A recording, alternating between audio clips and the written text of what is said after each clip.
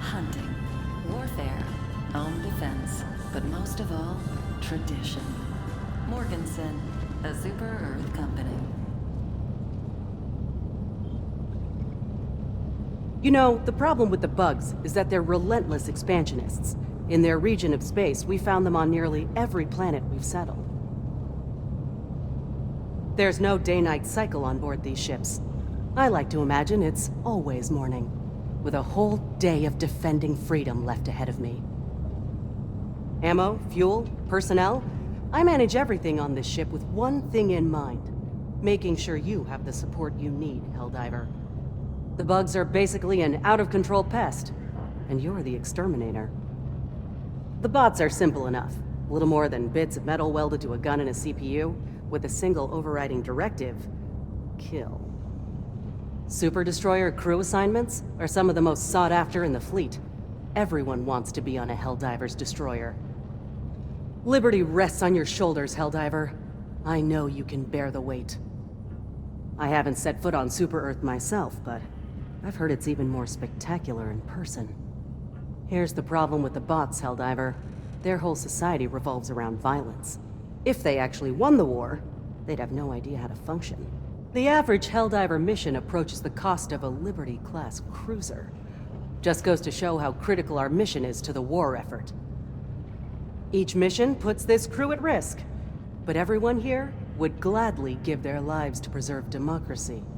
I give every crew member a half-day off on Liberty Day.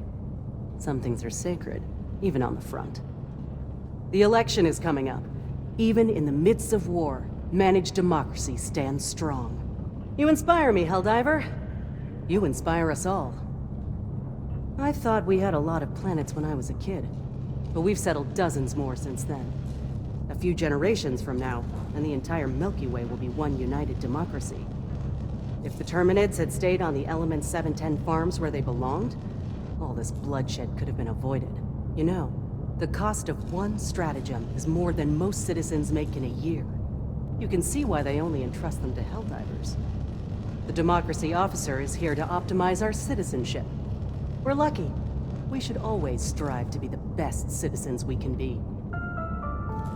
Reminder, the Democracy Officer's personal sauna is off limits to crew.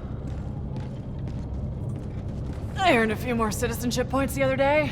All it took was reporting some unpatriotic talk I heard in the barracks. Now there's one less dissident, and I get one more doctor's visit every year. Wonder which candidate will be selected for me in this upcoming election. I still remember filling out my very first Democratic preferences ballot. Whew, what a rush. I heard that Chow Hall got a shipment of purples in today. They're not my favorite fruit, personally, but it's nice just to have something different. I just set all the ship's clocks back an hour for freedom savings time. I'm gonna spend my extra hour doing another round of maintenance checks. It's nice, because today I won't have to work overtime to get them done. Before I joined the service, I'd never left my home planet. Now I see a new planet almost every day. Makes me appreciate what a beautiful democracy it'll be once we finish stamping out those fascist bugs.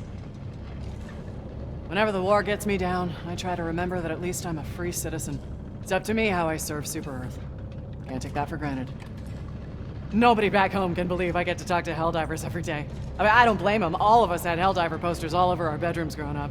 I still have to pinch myself sometimes. I'm hoping to raise my citizenship level by the time I retire.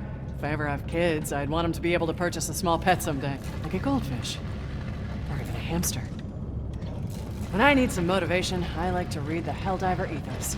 Picks me right up. Sometimes I read too much and get overly motivated and kind of jittery and need to put it down.